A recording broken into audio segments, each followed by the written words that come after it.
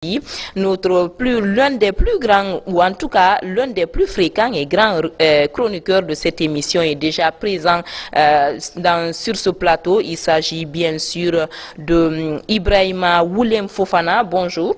Bonjour Adiatou, bonjour à tous ceux qui nous suivent à l'instant sur la télévision nationale. En tout cas, comment est-ce que tu as passé la fête? Parce qu'aujourd'hui, c'est la thématique téléphonique du jour. J'espère que tu as bien célébré la fête de Tabaski. Tu as mangé beaucoup de viande, mais j'espère que tu n'as pas eu de ballonnement de ventre. Voilà, vous savez, d'abord, la chose la plus importante dans la vie d'un être humain, c'est la santé. Ouais. Donc, j'ai fêté l'Aïd El-Kébir en bonne santé. Et même si, par endroit, je me suis enfermé durant la journée dans ma chambre, parce que je sortais pour prier, sinon je mangeais et puis moi j'ai passé la fête dans la chambre. D'accord. Ouais. Ah, Dieu merci, Dieu merci. À présent, aimables téléspectateurs, l'amour et déception avec notre chroniqueur littéraire, je le disais tantôt, il s'agit de Ibrahima Woulem Fofana. Il nous résume le contenu d'un roman intitulé Les attentes dessus de Kerno Souleymane Diallo. Dans ce roman, puisqu'on parle de Kerno Souleymane Diallo, qui est Kerno Souleymane Diallo? Voilà, et c'est l'ouvrage que nous avons aujourd'hui, c'est un roman, et c'est le roman en question que Kerno Souleymane Diallo a écrit, et qui est plein de bon nombre de choses que vous allez comprendre tout à l'heure, les téléspectateurs vont comprendre tout à l'heure. Kerno Souleymane Diallo est originaire de Timbi Madina, à Bita. Il est de la première promotion de l'ISIC de Kountia, ex-président du club humanitaire sans frontières, en passant par le réseau des organisations de jeunesse africaine, leader des Nations Unies. Il est actuellement représentant pays de la future Team World en Guinée.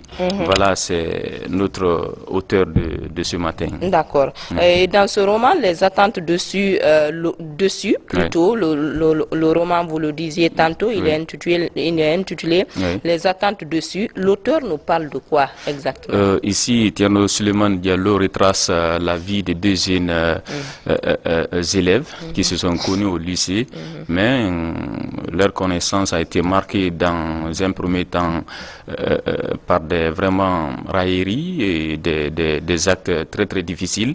Mais après, Yero et Salima vont se déterminer dans un projet de mariage qui ne verra jamais le jour parce que Yero se verra trompé, trahi par Salima au détriment d'un autre nanti. Voilà, c'est en quelque sorte le résumé de ce récit. Mais il faut comprendre qu'il y a plusieurs autres thèmes secondaires dans ce livre. Par exemple, le mariage forcé, la stigmatisation de la femme divorcée, aussi le maraboutage. Donc voilà quelques thèmes secondaires que notre auteur a eu à élaborer, en tout cas dans la conception de ce roman. Et le début plutôt difficile entre Hiro et Salima au lycée, vous le notiez tantôt, ce sont les deux principaux acteurs dans cette émission, dans cet ouvrage, j'allais dire. Vous savez, d'abord, Salima, dont il s'agit, a été épousée dans un premier temps et puis divorcée parce que tout d'abord, elle a été donnée en mariage par ses parents par la force, ce n'était pas de son consentement parce que tout simplement son époux, son premier époux était illettré et elle, étant lettrée, ne se comprenait pas du tout avec son mari. Et il y a eu beaucoup de mésententes et finalement Salima va quitter son premier époux et puis afin de continuer ses études. Mais au lycée, c'est là-bas où le jeune Kerno Yero, j'allais dire, va la rejoindre, mais parce que Salima était aussi brillante, était très très intelligente, mais Yero aussi est venu, est issu d'abord d'une famille religieuse, très sage, il priait selon notre auteur. Yero était un jeune aussi vraiment très sérieux, et vous savez, généralement dans les écoles, quand deux élèves se rencontrent tous compétents, parfois il y a ces petites jalousies. Donc le début difficile que j'ai évoqué tout à l'heure dans ce roman, donc les deux jeunes d'abord vont commencer par un combat parce que personne ne voudrait laisser la concurrence. Évidemment il y avait cette concurrence, mais finalement Yero va se battre et cette mésentente va se transformer en amour amour digne de nom. Wow. Donc les deux jeunes vont s'aimer de façon vraiment extraordinaire. Et là, on n'en parlait plus de mésentente, c'était maintenant de l'amour. Ils vont se comprendre parce que Salima en question avait un peu de moyens parce que avait sa propre voiture. Et pour résumer un peu cette première partie, comme Salima avait déjà divorcé avec son premier mari, et finalement, ils vont décider un jour vraiment d'aller dans la famille de Yero afin de la présenter à sa maman. Mais au résumé, la maman dira que voilà, ma fille, tu es très belle, mais moi, mon garçon ne va pas t'épouser. Et une femme qui a quitté son foyer, je ne peux pas accepter... Les préjugés, voilà, la tradition, voilà. C'est un peu compliqué, comme vous le disiez tantôt, la stigmatisation de la femme divorcée. On te dit carrément qu'un homme qui n'a pas encore épouser une autre ne doit pas commencer par une femme divorcée. Et surtout Yero, très jeune, vous comprenez, dans nos différentes communautés, c'est un problème, cette stigmatisation de la femme, parce qu'on dirait que voilà, la femme, elle a quitté son foyer, donc ce qui a fait qu'elle a quitté son premier mari, la même chose va se répéter. En fait, on rend la femme toujours fautive. Évidemment, on ne cherche pas à comprendre réellement. Alors que Salima a quitté ce premier mari parce que tout simplement il n'y avait pas d'entente, parce que l'entente c'est pas par sa faute, peut-être c'est le mari qui s'est mal comporté. Imaginez, le mari est illettré et quand vous êtes épousé à un mari illettré, vous êtes lettré, parfois il y a de la dictature, il y a beaucoup de choses, et dans nos sociétés traditionnelles, généralement la femme n'a jamais raison. Et étant intellectuel, ça touche très mal. Donc voilà, finalement, la maman de Yero dira que... Il n'avait pas les mêmes visions. Évidemment, et dira que vraiment, moi, je ne peux pas accepter qu'il y ait vraiment... union entre vous. Et Salima s'est trouvée une nouvelle fois blessée. Rejetée même. Voilà, elle pensait qu'elle allait trouver ce qu'elle a perdu dans un premier temps avec le jeune Yero, parce que ces deux vont faire lycée, ils vont réussir le bac ensemble, jusqu'à ce qu'ils vont finir l'université ensemble. Et finalement, Salima va quitter Yero, va couper le contact entre elle et Yero aussi va se trouver dans une déception totale, parce que il aime vraiment Salima, mais il a été empêché par sa maman, en tout cas d'épouser Salima. Du coup, cela va coïncider à une vacance. Yero va quitter la capitale, Conakry, pour aller à Ouaga pour passer les vacances. Mais après, il sera de retour une seconde fois, et la maman de Yero va accepter leur union. Voilà, leur union. En tout cas, c'est tout au long de ce roman. Et puis, la célébrité de Yero aussi et ses crises sanitaires. Apparemment, Yero aussi n'est pas en bonne santé. Évidemment, j'ai voulu dire cela parce que Yero, dont il s'agit, j'ai dit qu'il a été très très brillant. En tout cas, après l'étude universitaire, il va décrocher son premier emploi dans une radio communautaire. Donc j'ai dit que si vous comprenez un peu ici, j'ai aussi touché le problème de maraboutage ou de fétichisme, parce que généralement dans nos communautés, c'est un fait très récurrent. Aujourd'hui, on voit que vous êtes célèbre et puis il y a des personnes qui ne voudraient pas que tu sois célèbre. Un mauvais sort. Voilà, évidemment. Donc Yero, un jour, il aimait beaucoup la lecture, il lisait et du coup, il a fait une crise. Et quand il est tombé, parce qu'il avait décroché son premier emploi et puis il était devenu le président d'une ONG humanitaire. Ça, c'est après Ouagadougou? C'est après Ouagadougou maintenant. Après Ouagadougou, parce que c'est la déception qui a fait que Yero est parti en vacances, parce qu'il aimait Salima. On n'a pas permis, on n'a pas accepté leur union, il est parti à Ouagadougou. Maintenant, au retour, voilà, ces deux vont s'entendre, parce que Yero restera à Ouagadougou, même il va recevoir un appel de Salima qui l'avait quitté. Salima lui dira vraiment: Yero, je sais que j'ai fait des erreurs, mais vraiment je ne peux pas rester sans toi. Donc cet appel-là vraiment le motiver de retourner. À revenir. Quand une fois là, sa maman aussi va changer, qui avait refusé leur union, va comprendre qu'il n'y a pas de problème, seulement faites les choses très bien, ne faites pas de débauche jusqu'au mariage, et surtout se presser de voir mes petits-fils. C'est ce que la maman de Yero dira. Maintenant, ils vont rester ensemble dans cette allure jusqu'à ce que Yero fera une crise. Maintenant, Yero est amené directement à Ignace Dine.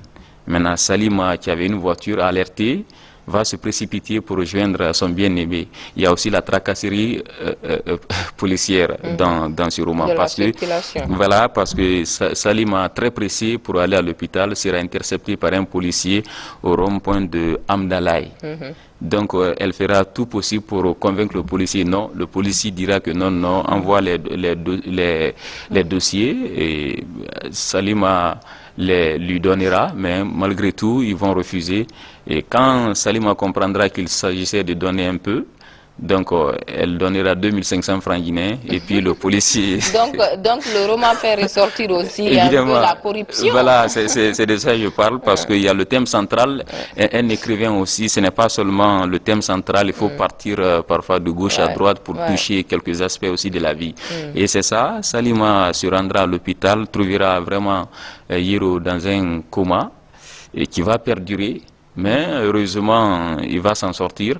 Et Yero va commencer à reprendre ses activités. Quelque temps, il fait une nouvelle crise. On l'amène à Boké. Après, il revient, il commence. Après, il fait une autre crise plus grave. Et finalement, sa sœur va décider de l'amener maintenant à Timbitouni. À Timbitouni, à Pita. C'est là-bas où Yero va retrouver sa santé, une santé digne de nom. Et son guérisseur lui dira, mon fils, retourne, va travailler. Tout ce que la main peut faire, une autre main peut gâter cela. Donc c'est une façon de faire comprendre aux gens que la maladie de Yero n'avait pas pour remède. C'était pas du domaine médical, quoi. Voilà, évidemment. Donc c'est ainsi que Yero va reprendre ses activités. Ici, notre auteur aussi a voulu parler de ce fait très très récurrent d'ailleurs dans nos communautés, contre la célébrité, les personnes vraiment très compétentes. On passe parfois par des voies et moyens afin de les empêcher d'aller de l'avant. C'est ce qu'il a voulu dire. Mais dans d'autres... Les réalités africaines. Les réalités africaines, voilà, c'est ce qu'on a voulu dire dans cette partie. D'accord, et après la trahison, j'y arrive, de Yero par Salima. Oui, oui, évidemment, quand au sortir de ces crises, Yero va faire un constat. Maintenant, Salima va commencer à changer vraiment de comportement. Elle va diminuer ses appels avec Yero. Et Yero fera ce constat. Il dit, mais attends, pourquoi Salima ne m'appelle plus comme avant? Un jour, il va décider de venir sur Salima pour s'enquérir de son état. Arrivé là, Salima lui dira, mais Yero, tu n'as pas mon numéro? Pourquoi tu viens chez moi sans autant m'alerter? Alors que cela n'existait pas entre les deux. Parce que quand Yero avait fait une crise, ce n'était pas du tout facile. Il fallait voir comment Salima pleurait, comment elle disait vraiment, elle est désespérée, ainsi de suite. Maintenant, c'est la même Salima qui dit à Yero, pourquoi tu viens chez moi sans autant m'avertir? C'est parce qu'elle a déjà commencé à avoir d'autres relations. Et ce même jour, il y avait un monsieur en uniforme qui était à bord d'une 4x4, juste devant le portail de Salima. Et mais Yero ne le comprenait pas, ne comprenait rien. Ainsi, Yero lui dira, mais Salima, je suis vraiment ébahi que tu me parles ainsi. Et puis Salima lui dira, dis donc, attends, moi-même je dois sortir là. Yero lui dira, mais pourquoi faire? Elle lui dira, tu vas le comprendre tout de suite. C'est ainsi que Salima va quitter. Et puis elle ira avec un vendeur d'illusions, c'est-à-dire c'était un monsieur en uniforme. Selon notre auteur, le monsieur qui est venu vraiment récupérer Salima pour une nouvelle fois c'était un gendarme. Et le monsieur, dans ses discussions avec Salima, a essayé de faire comprendre à Salima que vraiment il était un nanti. Et puis dans les promenades, il lui montrait vraiment des villas, des 4x4 pour dire que voilà, Salima, moi je vis c'est dans ce confort que je vis. Donc il passera par des voies au moins afin de détourner un peu la mentalité de Salima. Et c'est ce qui a fait que Salima va vraiment décider de quitter Hiro. Et finalement, le monsieur là va épouser, comment dirais-je, Salima. D'accord. Et la dernière partie, c'est aussi l'avant-dernière partie, la nouvelle relation de Yero avec Salima et son divorce. Évidemment. À la fois nouvelle relation et divorce. Et évidemment, parce que... c'est un parallèle. Évidemment, parce que le gendarme qui a épousé Salima, et Salima va... Donc Salima va être épousée par le gendarme. Par le gendarme. Mais elle finira par quitter le gendarme parce que tout simplement, elle était tout le temps bastonnée par ce dernier aussi. Salima va dire... Il était violent. Il était très violent. Parfois, en tout cas, moi, ce n'est pas moi qui le dis, selon l'auteur, il est violent. Il est violent et parfois, il buvait de l'alcool. Retour, il venait la frapper. Et puis, quand Salima a essayé de dire un jour, mais tu m'avais fait beaucoup de promesses, et le monsieur dira, voilà, pour avoir des femmes pareilles comme vous, il faut passer par ces stratégies-là. Promesses. Voilà, évidemment. Donc là aussi, ça alerte aujourd'hui beaucoup de jeunes filles. Évidemment. Ouais. Donc il faut faire attention dans les relations amoureuses. Et un jour, le gendarme va frapper Salima jusqu'à casser 2 de ses doigts et la chasser vraiment à 2 heures du matin. C'est ce jour-là que Salima va décider de quitter encore ce monsieur. Donc, divorcer 2e fois. Et Salima fera tout aussi pour reconquérir Yero, le cœur de Yero. Ça ne sera pas très, très facile. Mais finalement, Yero, étant philanthrope, va l'accepter.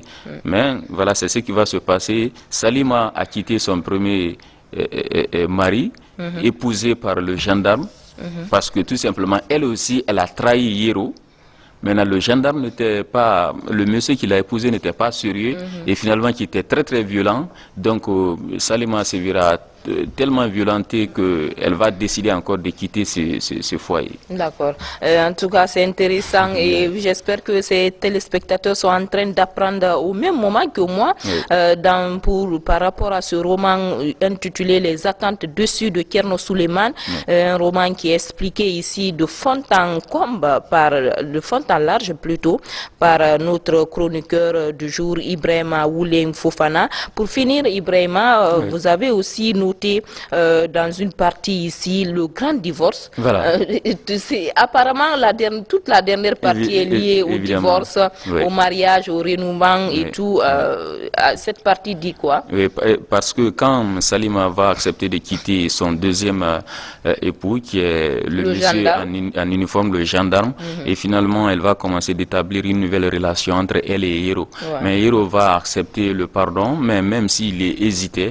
Mais finalement, c'est l'événement tragique du 28 septembre qui se présentera. Et après cet événement, Salima va se victimiser parmi les victimes de l'événement de 2009. Est-ce que vous comprenez? Parce qu'elle a été aussi violentée. Elle est victime alors? Voilà, regardez, elle est victime, mais les cadres ne sont pas les mêmes. Elle est victime chez son mari. Mais ce qui s'est passé au stade, c'était sur le plan politique comme tout le monde donc elle sera parmi les victimes du 28 septembre. Elle fera tout possible pour se retrouver dans le lot des victimes du 28 septembre, comme si elle a été violentée là-bas. En tout cas, pendant cet événement vraiment tragique, c'est ce que notre auteur dira. Donc Salima va se victimiser, même si elle est victime dans son foyer, mais elle va se retrouver dans le lot des victimes du 28 septembre. Est-ce que vous comprenez? C'est ainsi qu'elle passera par des voies humaines afin d'avoir son papier pour l'Europe. Et Yero se trouve maintenant au boulot. Et ainsi, un samedi très sombre. Ils étaient déjà mariés? Non, ils n'étaient pas, non, parce qu'elle venait juste à peine de divorcer avec le gendarme. Elle était en train de poser une nouvelle base entre elle et Yero pour le mariage. C'est ainsi qu'elle appellera Yero pour dire que voilà, Yero, je viens à peine je suis en possession maintenant de mes papiers pour l'Europe. Et c'est ainsi que cette histoire va prendre fin. Hiro n'a jamais eu la chance d'épouser Salima.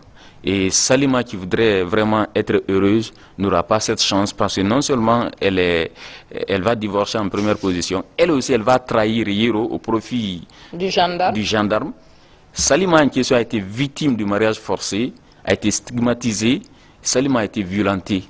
Donc Salima finalement va trouver l'asile en Europe et Hiro aussi ne verra jamais son rêve de mariage réalisé avec Salima. Voilà, c'est la fin de cette belle histoire. Oui. En tout cas, c'est très intéressant tout ce que vous racontez aujourd'hui, ce matin, tout ce que vous expliquez par rapport à ce roman, Les attentes dessus de Thierno Souleymane. Mais si on veut avoir accès à ce roman, qu'est-ce qu'il faut faire? Est-ce que c'est l'Harmattan qui l'a édité? Non, c'est la maison d'édition, c'est les plumes inspirées. D'accord. Les plumes inspirées. Donc l'œuvre là est disponible là-bas, mais aussi avec l'auteur en question, Thierno Souleymane Diallo.